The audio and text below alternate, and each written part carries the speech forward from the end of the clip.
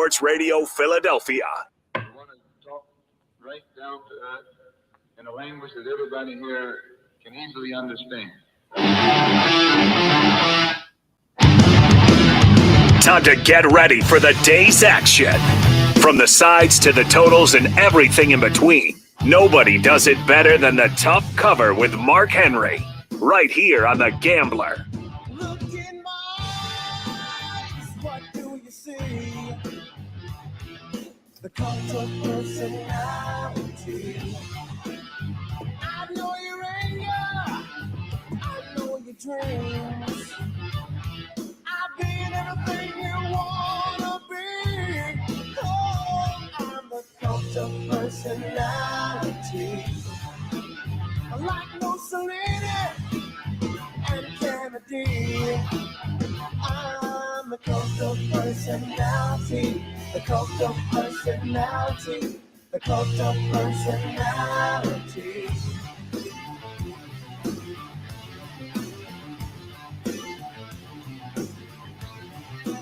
Neon lights, Nobel Prize, when a mirror speaks, the reflection lies. You won't have to follow me. Only you can set me free.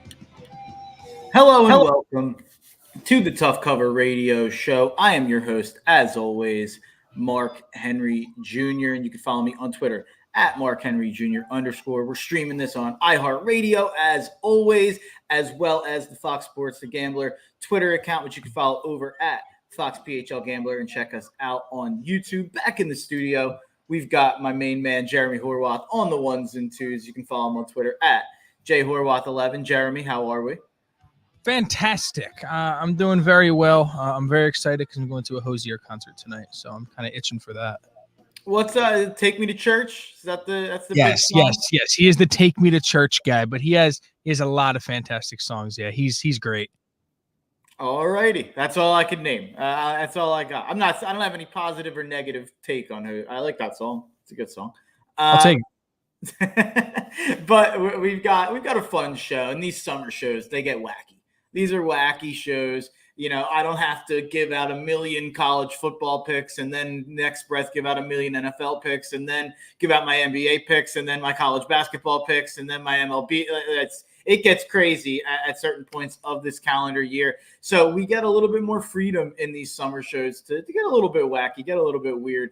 And we're doing that today because we're having our main man, Nick Picone, on. Not that he's wacky and weird, but we're talking WWE, of course. I mean, it's Queen and King of the Ring in Saudi Arabia today. At least there's like boxing and UFC and golf and all these other sports that go there now. I don't have to feel as bad as I did once when WWE like broke the barriers down to go to Saudi Arabia. That's a whole other conversation though. But WWE fun pay-per-view there tonight. A lot to get into there with Picone, with Jeremy as well. We'll talk about that throughout the show. Obviously, the Phils, a lot to talk about. It's so Phils, by the way. I started to think, this team's so different than the last 2 years. But it's so Phillies that after a great week, they show up on Friday and lose. So I have to talk about a loss the next day on the Tough Cover Radio Show. You remember last year?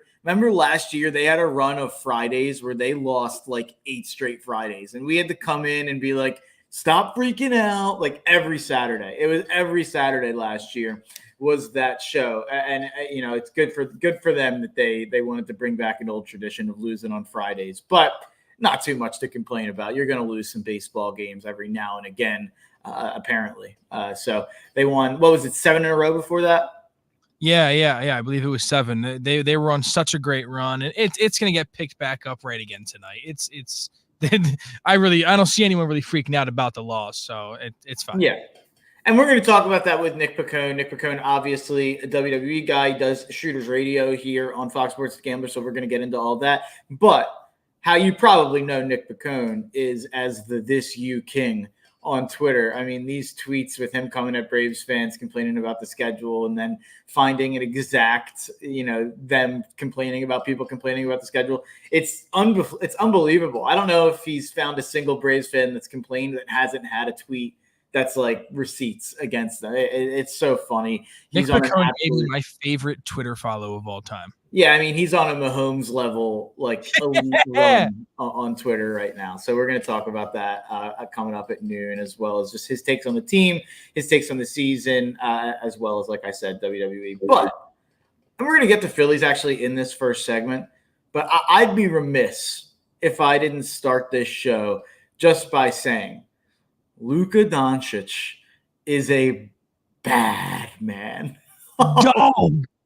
He is an absolute dog. I mean, the end of that game, we all knew what was going to happen. I guess, you know what? I guess I shouldn't say that. I guess I shouldn't say we all knew what was going to happen, because you have Kyrie Irving right there. And Kyrie's obviously such an amazing late game option and has really hit a lot of big shots in the playoffs in his career. So I guess you also have to account for that. But you know that there's a really good chance Luka is going to get the ball. And if he gets the ball, there's a good chance he's going to launch a three instead of just go for the tie. And he gets switched on to Gobert. It's exactly what he wanted. And he hits it right in his mouth and has some choice words for Rudy right after. I mean, the guy is just an absolute dog. And, the difference in this game and the difference in the series in general, the best player on the court is by far Luka Doncic. Luka Doncic maybe got 20% of the coverage that Anthony Edwards got throughout this playoff run, but Luka had 32, 13, and 10, shot 10 of 23, 5 of 11 from three. I've really been at 7 for 7 from the foul line. In a game where Dallas really struggled from the foul line, he was able to steady the ship there a little bit. And the number one thing, not as much last night, it didn't stick out to me as much, not that he was bad on defense, but to start the series in game one and then last round, I thought Luka has really taken a step defensively, especially in big moments. And you see it when he gets switched on to Ant, when he's on Ant, when he gets switched on to whoever it may be, Conley, McDaniels, whoever it is on Minnesota. He does just a great job of using his strength and size. And, you see that a lot on offense, but you start to see it more on defense now. So it's not like he's putting up an empty 32 and then not showing up defensively. I've really been impressed just in every aspect of what Luka's doing. And Luka's on a run where, hey, I mean, if you go and you finish the job here like they should, they're up 2-0. If they make it to the NBA Finals and you can slay the Boston Celtics, I mean, Luka would probably, in my mind, I know Jokic has won a lot of MVPs. Luka has the chance to become the best player in the world right now, in my opinion. What do you think about that? I completely agree with you. He's been playing on a different level, and with all the hype that's been going around with Anthony Edwards, and I get it. I mean, I don't want to throw any shade towards Anthony Edwards, because again, it's not him asking for all this publicity or whatever, but he is a phenomenal player. But when it comes to Luka Doncic, this guy, I forget who it was. Someone was, I think a screen was played, or someone looked into Luka Doncic's eyes right before that shot over Rudy Gobert, and he's almost like smiling, like we're about to lose this game. He's just playing on an absolutely different level. I think it's different with a guard and a center in the times now. When you want to compare Doncic and Jokic, they both play totally different positions. I think Luka is the better player. I think that if there is one person that you're going to, if you have 1 year to win a championship, I am going to go with Luka Doncic. And I think, especially just like you said, if he finishes this series and then goes over to Boston and defeats them, I think he's the best basketball player in the world. I think that would be the absolute final message that would declare that. And the funny thing, and I wanted to tweet this out, but I honestly didn't even want to deal with like the entirety of the. I might have tweeted out something about it, but I was going to tweet out the Stat Muse image of it and everything. A lot of people over the last couple of weeks have compared Anthony Edwards to Michael Jordan, and to me, that is utter blasphemy. For the last 7 games, Anthony Edwards has been under 20 points in the playoffs. Michael Jordan's career low in the playoffs was 15. So Michael Jordan, no matter what, was going to get buckets. I've been critical, I think, at times of the way that Michael Jordan's memory gets illuminated in ways that he's superhuman, I think, in retrospect in some ways. And I think The Last Dance was a propaganda film. So I think a lot of that is it fair to say that Michael Jordan might be underrated if we're comparing Anthony Edwards to him? I'm joking about that, but I do think people really underestimate the difference between great and all-time great sometimes. And the funniest thing about it, and I was really going to tweet this, the guy that you should be comparing to Michael Jordan, and he's not similar play style wise, but number one of all time in playoff points per game is Michael Jordan. Number two of all time in playoff points per game is Luka Doncic. The guy has showed up every single time he's been in the playoffs, and I think he's potentially going for his crown right now and going for the, he's averaging 31 in a game in the playoffs over his career. And that's only a point or two behind MJ all time. There's a pretty big gap to number three. I forget who it was, but I was looking at it this morning. Luka is a bad man. And I, by the way, agree with what Stan Van Gundy said last night, calling Kyrie Irving and Luka Doncic the most dangerous offensive backcourt of all time. And I know Draymond Green got upset with that. But the thing about it is the gap between Kyrie right now and Klay at Klay's peak is pretty big for me. I mean, Kyrie can just get his a lot more than Klay was able to get his generally. And not to say Klay could never create his own shot, but a lot of what Klay did was based off Steph and based off getting him looks. And I mean, there was the famous one. Klay had the 37-point quarter and he dribbled like 3 times. So that just goes to show you. But I think that Kyrie and Luka having to deal with both of those guys, and then not to mention the fact, and I want to shout this guy out because I don't think he gets nearly enough credit. And I think he's been long maligned, for far too maligned, is Jason Kidd. Jason Kidd has done a great job coaching this team. They've been the number one defense since it's either December or January.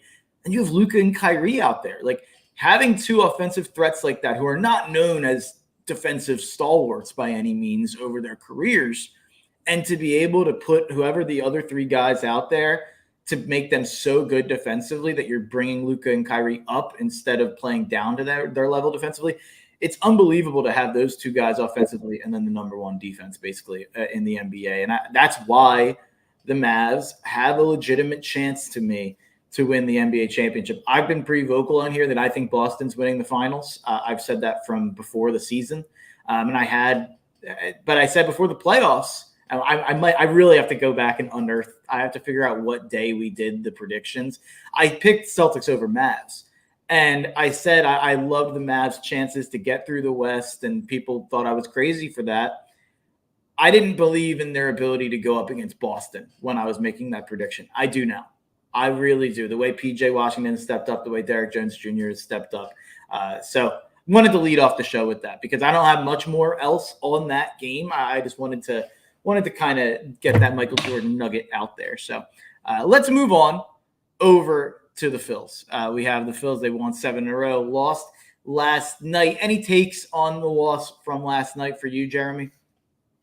I mean, again, it's just another extra inning game where it's just, it shouldn't have been. It's not how the Phillies play baseball. These are all going to happen every once in a while. I don't think there's too much really to talk about. Obviously, Bryce Harper getting ejected in the top of the first inning. I don't know if you really want to deep dive into the umpire. Might have overreact a little bit. Bryce Harper in the interview said that he wasn't yelling. He was just asking, where were the balls at in the strike zone? Like, why was I missing? You want a controversial take here, Jeremy? I have a controversial take to air here, Jeremy. We got. He was begging to get thrown out there. He immediately chucked. He was immediately talking after strike 2, like kind of swung at a bad pitch on strike 3. I feel like just on purpose to yell after it. And immediately chucked the helmet as hard as he could, threw the bat down, threw the gloves down, and then starts talking after all that. Like, people, I thought the broadcast made a really big deal about that. T-Mac went nuts about it. And I'm all for, that if there was an ump to criticize or a ref or an official, I'd be here doing it. I hate umps. I hate refs. I hate officials. They're barely human beings. I'm joking, but I hate umps. I didn't think it was that crazy. Like I really didn't think it was that crazy of an ejection. I kind of felt like he was begging for it a little. I agree. That's what I'm saying. Like I don't know if it was anything crazy. Like if you eject him, fine. Like, you know, it was fine. That's why I was like, I don't think it's even that big of a story, because it's just like, whatever you want to do, it happened. That shouldn't be a reason that the Phillies lose a game to the Colorado Rockies because Bryce Harper didn't play. That's not really an excuse. But you know, Christopher Sanchez had a great game. He went 5 1/3. Only one run allowed, 7 hits, only 2 strikeouts, but whatever. He pitched great. It was just the team just could not seem to hit a ball against Ty Blocker. I don't even fully know how to say his name. They couldn't hit a ball against him. And, you know, those games are going to happen. But it'll get turned around soon. Alec Boehm on a bad 2-game stretch, by the way. He's like over 9 in his last 9 at-bats. That will be fine. Like, I hope no one's overreacting to that. He's still batting over 320. He's still the best hitter on the team so far this year. He's going to be just fine. These guys are all going to be just fine. And it's something that you're right. I'm used to doing this last year, of us coming in here and being like, everything is going to be fine. The team, and when we will get into picks later, but I think it's going to be a totally opposite direction in tonight's game. That's on at like 9:40 at night because we're in Colorado. I think it's going to be the total opposite, and it's going to be fine. Yeah, my biggest takeaway from the game actually is a positive one, and it's about Christopher Sanchez. And I've been up and down on Sanchez because there's times I'm really impressed, and then there's times where it looks so hittable. The game I was at, and I'll give him a ton of credit. He's done a great job fighting out of jams and getting out of jams where he gets first and second or bases loaded, whatever the case may be, or maybe he gives up a double to start the inning and then the runner doesn't advance. He does that all the time. And sometimes that makes me more nervous than, you know, I think there's a little bit of luck to that often in situations. But something I saw from John Stolnis, a tweet, last year, Christopher Sanchez gave up 16 home runs in 18 starts, which is pretty incredible because he had a good year, but was giving up a ton of home runs in 99 innings pitched, gave up 16 homers. Now, I believe he didn't give up a homer. This was before last night. He did not give up a home run yesterday, I don't believe. He did. Or no, actually, I don't know if that was him or not. I thought it was a reliever. He's a home run off of. I thought that was a reliever. If you could check that for me on the stats. Either way, so I should have looked that up beforehand. This is actually the second point that I wanted to make, but Sanchez has allowed 1 home run in his first 9 starts, which is 49 innings. If that's stretched to last night, it goes to 1 home run in 10 starts. Even if it's 2 home runs in 10 starts, he actually has a top 10 FIP in the major leagues among starting pitchers. And the interesting thing that's been going on with him, Corey Seidman tweeted this out too. He threw the 5 fastest pitches of his career last start. So He's throwing harder. He touched 98, which is pretty insane. 7 pitches at 97. For his fastball is up 2 miles per hour from 92 to 94 throughout this season. Last year it was around 92. It's interesting if he's going to throw harder. I think that's obviously only going to help out because his changeup is one of the best pitches in baseball. Like Bob Wankel told us on here a couple of days ago, and I think they showed the stat last night that it's, I think, the best changeup in baseball, if you look at least among starters. So Christopher Sanchez, actually my biggest takeaway last night. And you were right. I forgot. It was 9th inning. Jose Alvarado let up a home run to tie the game up. I should have remembered that. Yeah, so I thought so. I was pretty sure that he didn't give up. So that's 1 home run in 10 starts after giving up 16 in 18 starts last year. That's fantastic. That's awesome. That is a big time number. Let's take a break. And on the other side, I've got a bit of a rant to go on here. I got a couple numbers to grab, so let me grab some numbers over the break so I can come correct. But I got a bit of a rant. People all year are talking about how bad the NL is. And I get it. Philly's schedule hasn't been hard. No, you play who's on your schedule, though. But I want to go on a little bit of a rant about that and taking a look at last year's NL and why nobody was saying last year's NL was bad, but everyone's saying it this year. On the other side, Tough Cover Radio Show, back after this. Fox Sports Radio, The Gambler. Now, total traffic for Philadelphia.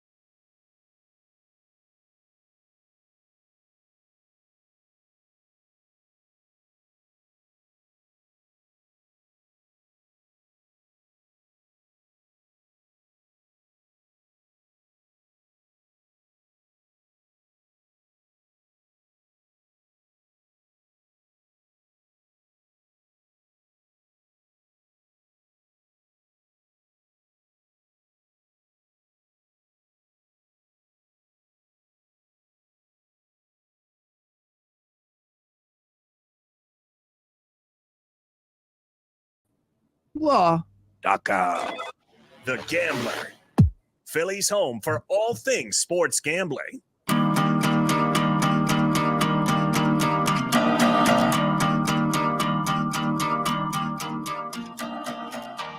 Welcome back to the Tough Cover Radio Show right here on Fox Sports The Gambler. I have a bit of a rant to go on, Jeremy. I don't understand narratives sometimes that build up. And I think this one's strictly because of the Philly schedule, and people have tried to figure out a reason why. Thank you. Please do this. And no, it's actually a little different than you think. It's a little different than you think. Because generally, I don't care about the argument about the schedule. I think it's funny, and I love what Picone's doing in terms of making fun of the Braves fans because they have an obvious, they were making fun of people doing exactly what they're doing. So I appreciate that aspect of it. I don't even care. The schedule thing in baseball, I've always said it's absurd to talk about the schedule early and mid in the season. I think late in the season, you could start talking about the schedule after the deadline because you know what teams generally are. You know what teams are contending. You know what teams sold. You know what teams bought. All that good stuff. The schedule in baseball it's a crapshoot. You're playing 162 of them. It's going to even out. But my rant's actually a little different because I think people are just trying to figure out a reason why this Philly schedule has been soft to what some people's opinions are. And they've come up with, the league just stinks. The MLB's got a problem. The middle of the league is terrible. And these teams, I don't get it. And specifically, people are saying the NL stinks. Real quick, last year, This illustrious NL that was apparently great last year has fallen off a cliff. It's bad now, apparently. 5th and 6th place were the 2nd and 3rd wild cards of last season. Won 84 games apiece. 84 games, 84 and 78. That barely ever makes the MLB playoffs, ever. And it was the Miami Marlins were one of those teams that snuck into the playoffs as a wild card. The same team's basically back this year, sans a couple players. They're the worst team in baseball. That just goes to show, I don't think last year's NL was some great shakes outside of the top couple teams, like the Braves, like the Dodgers, like the Brewers, like the Phillies. 4th place last year was us at 92 wins. This year, Atlanta is the 4th place team or the top wild card team. They're on pace for 99 wins. The Cubs are in 5th, the spot that the Marlins were last year where they won 84. Cubs are on pace for 86 wins. And that's actually after, I think they've lost 3 or 4 here. So they were actually on pace for 89 wins when I first came up with this rant. The Brewers won 92 games. They're on pace for 94, 95 wins now this year. 1st place is us as opposed to Atlanta. As we know, the Atlanta won 104 games last year. We're on pace for 116.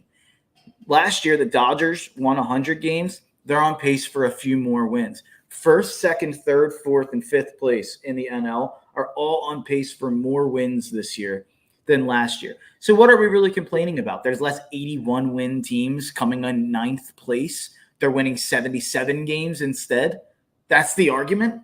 That's why the NL stinks, because the Giants are going to win 77 games instead of 81. The Mets are going to win 76 instead of 80. That's what we're hanging our hat on. It's just a stupid argument. It's a stupid narrative that's been built up. The reason the Phillies schedule's been easy, they haven't played the Brewers, Cubs, or Dodgers yet. Guess what? They will.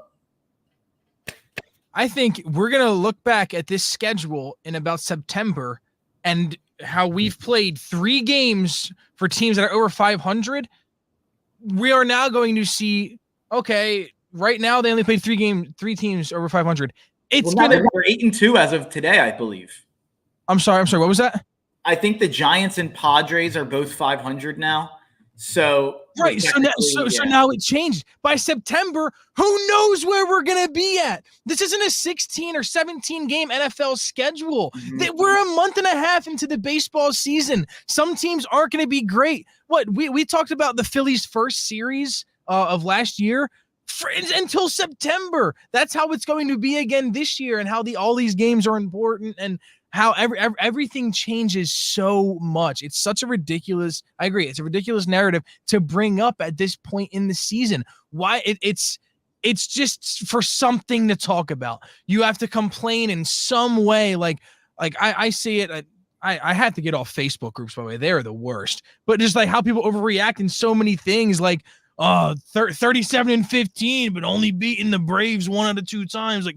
Get out of here. They're playing good baseball, and it's going to bring them momentum and lead them into these games that are going to be played against better teams. I agree. I think it's the most ridiculous thing to talk about, and it's so annoying and frustrating.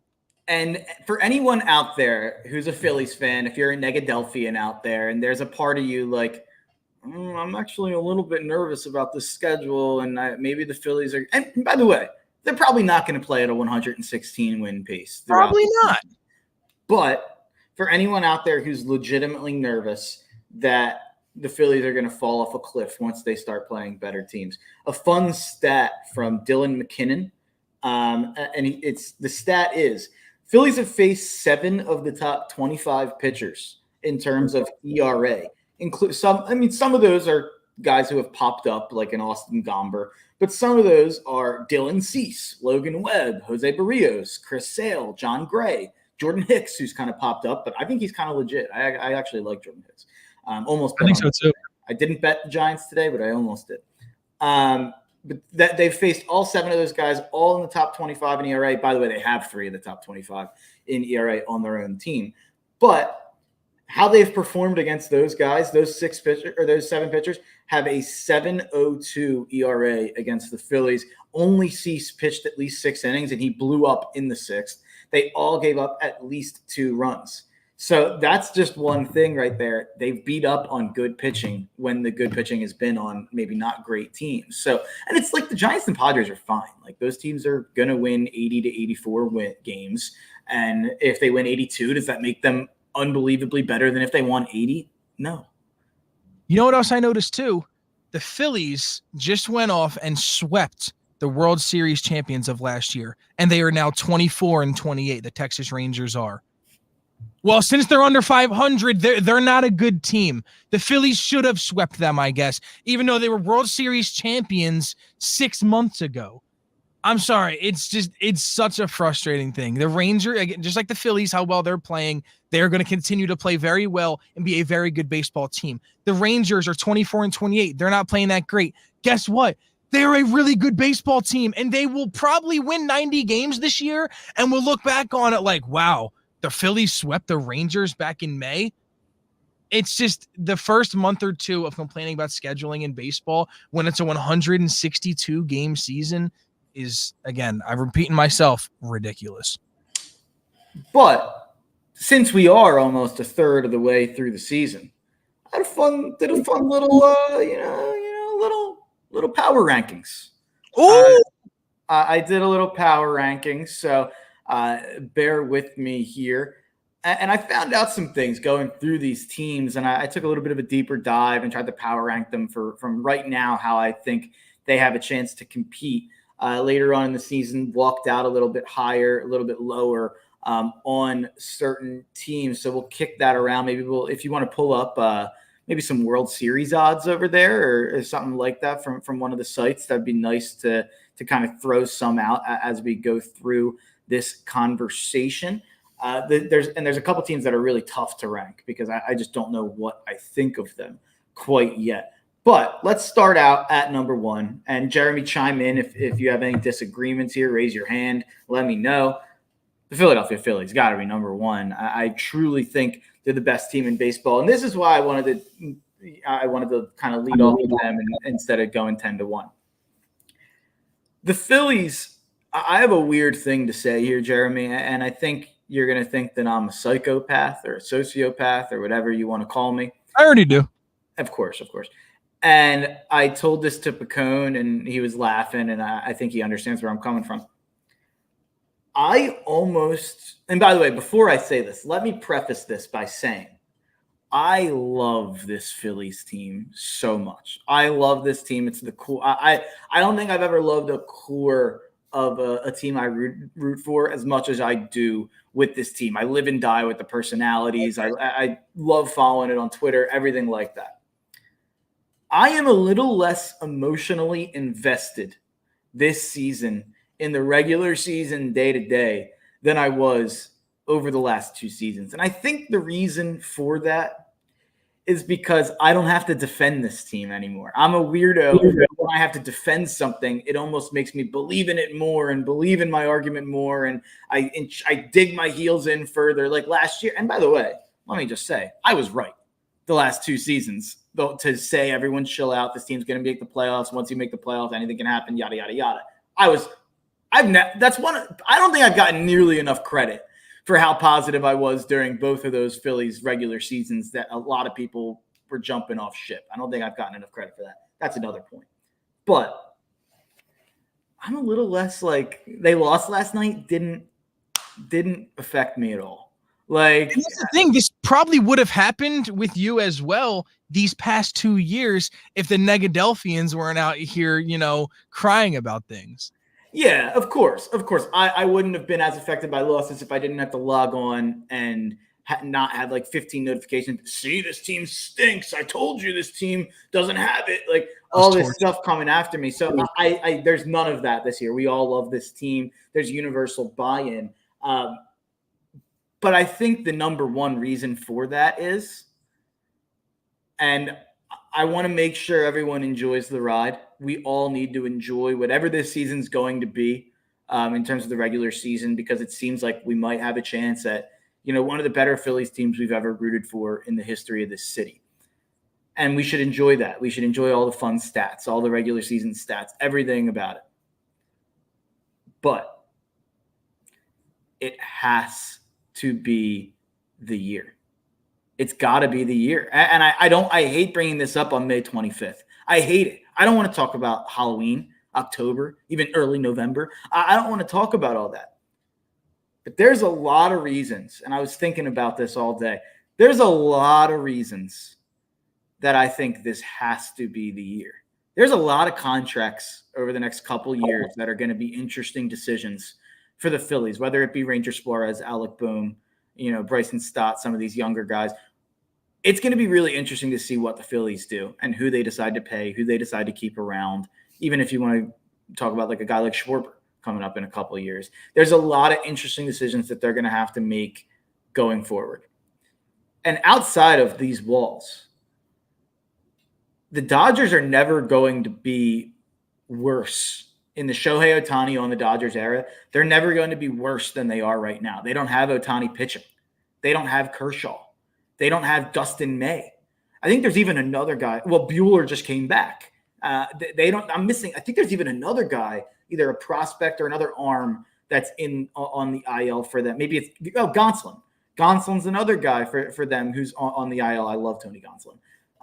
There's a lot. They just said they're going to be better going forward. And by the way, who's to say they're not going to keep spending and spending and spending and spending? They don't have to pay Shohei Ohtani for 30 years or whatever it is. The Dodgers are going to continue getting better and better and better. This is our best chance at taking down a team like the Dodgers. The Braves, they went out and tried to sign Noel this year. Besides that, did they make a huge splash in free agency or sign a bunch? No. Who's to say they don't go out if they don't win this year or win next year and get really aggressive like we've seen them do in the past? We've seen them get aggressive and sign guys from free agency, bring guys in.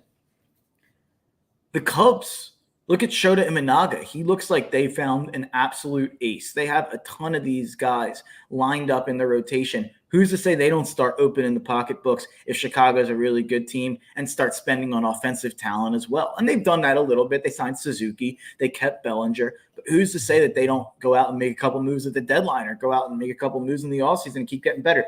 This is the year the Phillies are by far best positioned to go out and get the job done. So I think that's why there's a little bit of me that's like, get me to October, which, we got a lot to get to before we get to October. But I just wanted to say that before I get to the rest of the power. Anything there you disagree with or anything there that resonated with you there, Jeremy? No, I don't think you're wrong. I think this has to be the year. I think there's been enough little heartbreak and a little bit there's been enough of, okay, it's fine, we have next year. Or, okay, this is a step forward. We're at the point now where it's time.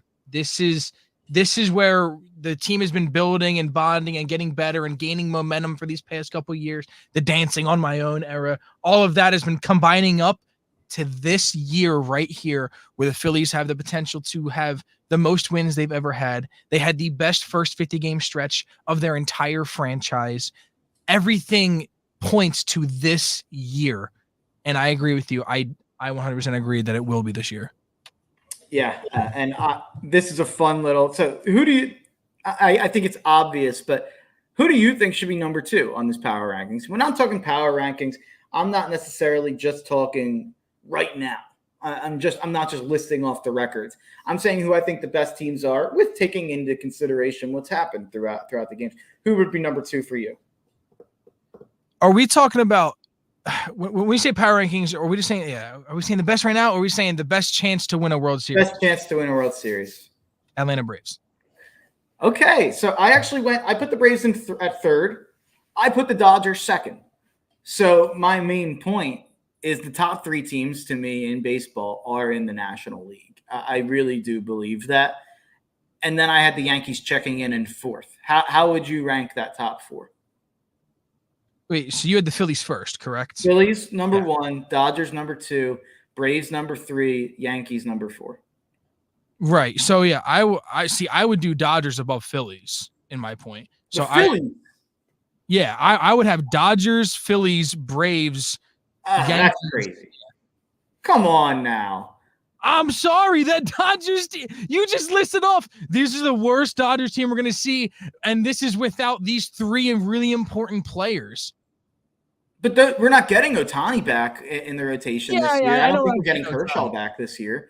So I think this is the year to get the Dodgers. I just think without those guys, the Dodgers rotation is just not on the planet of Wheeler, Ranger, Nola, Sanchez, and then whoever the fifth guy is.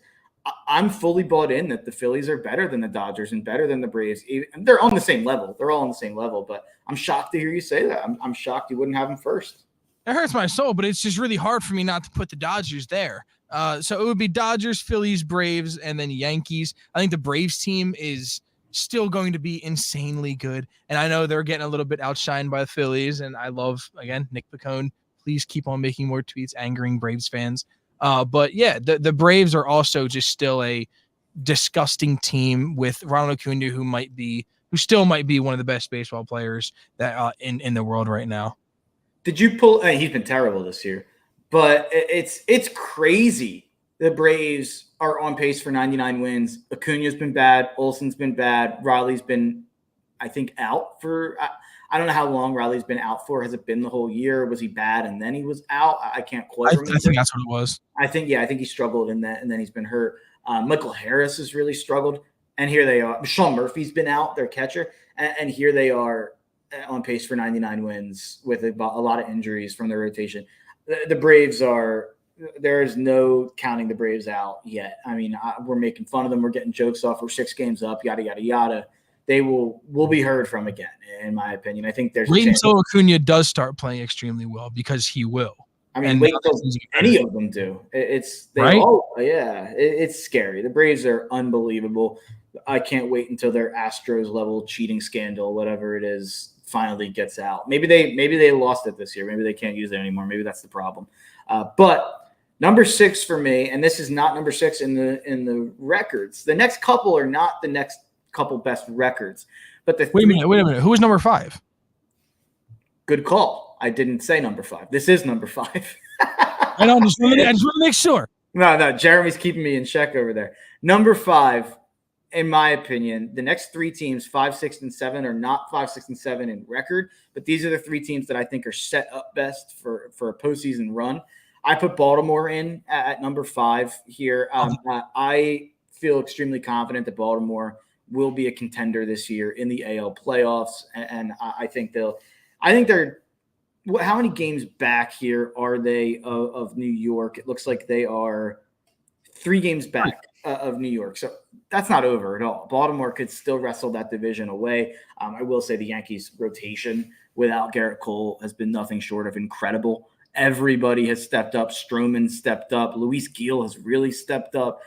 You have Nestor Cortez having the best year of his career. You have Clark Schmidt really stepping up. And I think there's even another I don't even know, but there's another name that I'm forgetting there. The Yankees have had 5 guys pitch below a 4 ERA without Garrett Cole there in the rotation. But Baltimore, I think, will be right there with the Yankees at the end of the season, could even wrestle that division away. So I have them number 5.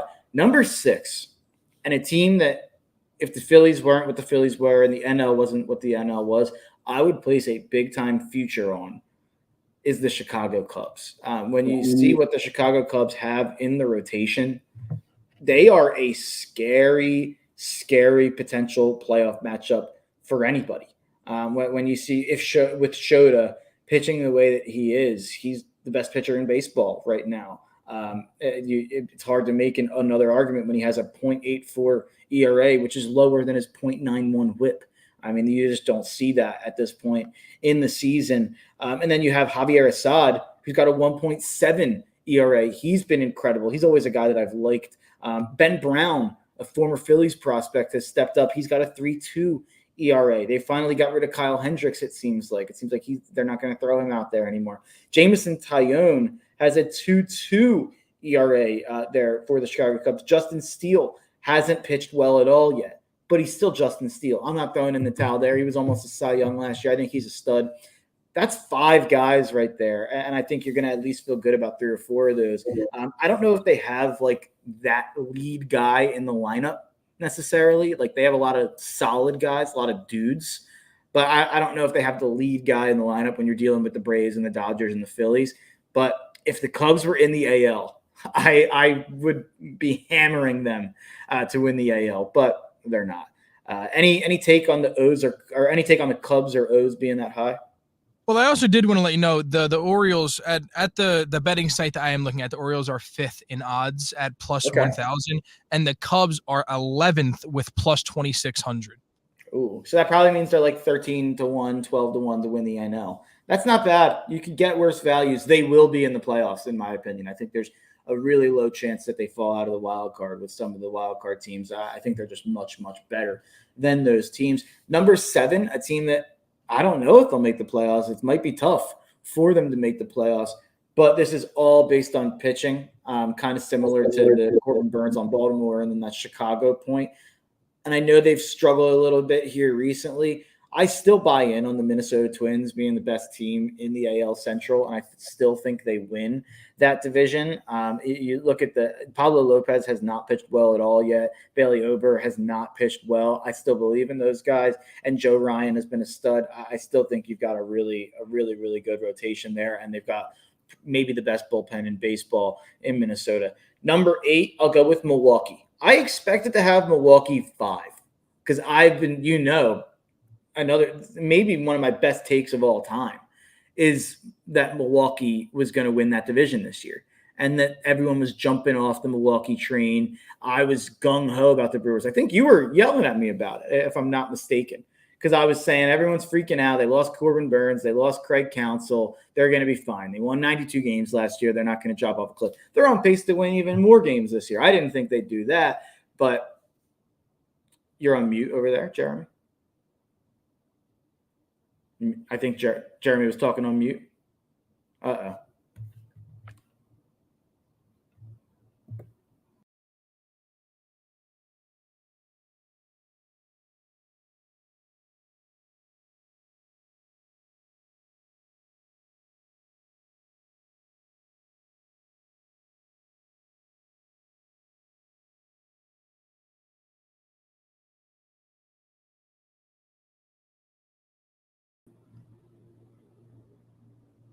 I can't hear Jeremy. I don't know if he can hear me.